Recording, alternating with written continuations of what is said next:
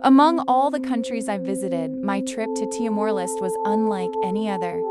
It left me with a deep sense of inspiration, hope, and admiration.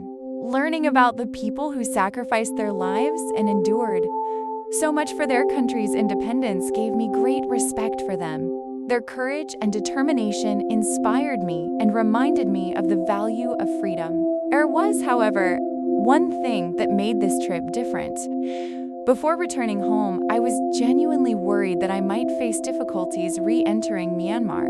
The reason was that, by coincidence, during my visit, a forum opposing Myanmar's current ruling authorities was held at the Timor Plaza Hotel, where I was staying.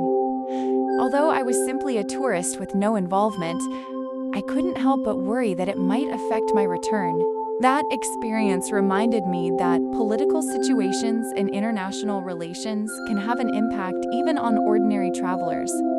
Sometimes, events far beyond our control can create unexpected concerns.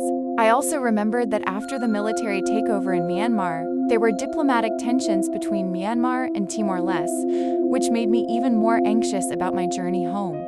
Fortunately, all my worries turned out to be unnecessary. After landing in Presidente Nicolau Lobato International Airport, I proceeded to get my visa on arrival and went through the immigration counter. As soon as I walked outside the airport, I saw my friend waiting for me. It was such a warm and welcoming moment to finally arrive in Dili and begin this new journey.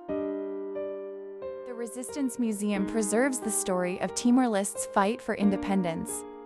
Through photographs, documents, and personal testimonies, visitors can learn about the sacrifices made by resistance fighters and ordinary citizens.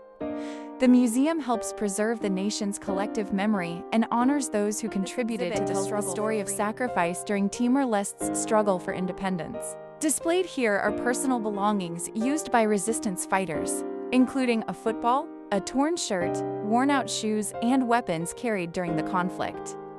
These simple objects reveal the hardships endured in the mountains and forests during years of resistance. Below, the memorial honors heroes and martyrs who gave their lives for freedom. Some were very young. The youngest remembered here was only 16 years old.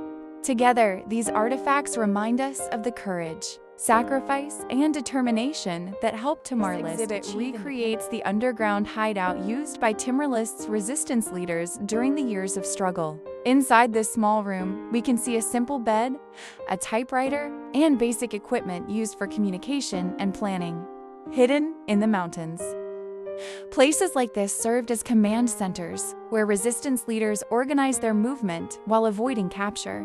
Despite the harsh conditions, they continued their fight for freedom. This humble workspace reminds us of the determination, sacrifice, and resilience that helped lead Timor-Leste to independence. Standing before us is a tribute to some of the most important figures in Timor-Leste's struggle for independence. For more than 2 decades, the Timorese people endured conflict, hardship, and occupation while fighting for their right to self-determination. This memorial wall honors resistance leaders, commanders, poets, and martyrs who dedicated their lives to the cause of freedom. Among them is Zanana Guzmão, one of the most recognized leaders of the resistance movement and later the first president of independent Timor-Leste. Alongside him are other courageous figures such as Nicolau Lobato, Sabala Karaya, Tor Matan Ruak, and Luis Zimanes, whose sacrifices became part of the nation's journey toward independence. Their stories remind visitors that freedom often comes at a great cost. Behind every name is a story of courage, resilience, and hope. Today, these heroes are remembered not only for their struggle, but also for their contribution to building the Timor-Leste we see today. As we walk through this museum, we gain a deeper understanding of the sacrifices made by ordinary men and women who dreamed of a free and independent nation. Christo Rei is one of Timor-Leste's most iconic landmarks. Standing 27 meters tall on a hill overlooking Dili, the statue of Jesus Christ was unveiled in 1996. Visitors climb hundreds of steps to reach the monument and enjoy spectacular views of the coastline.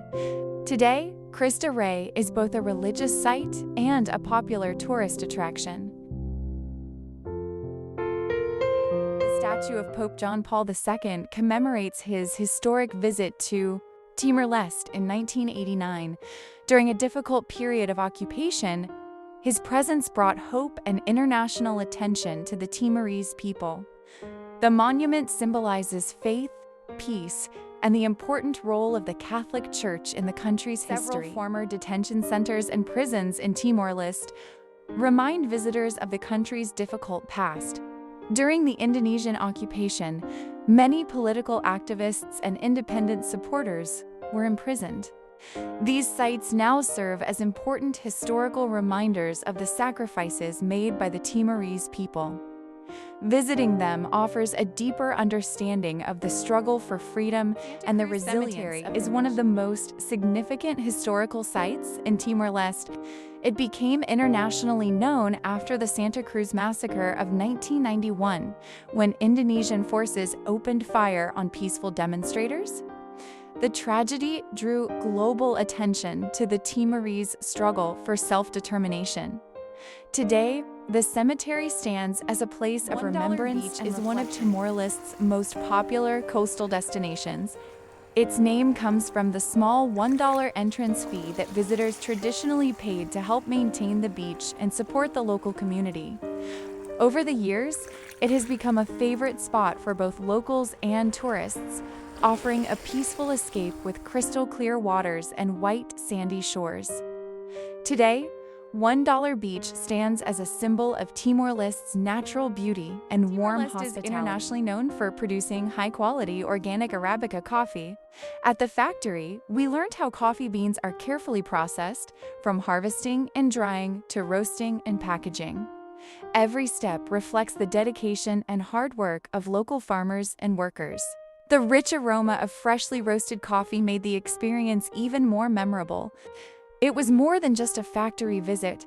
It was a chance to appreciate the people, tradition, and passion behind every cup of Timorese coffee. As my journey through Timor-Leste comes to an end, I leave with unforgettable memories and a heart full of gratitude.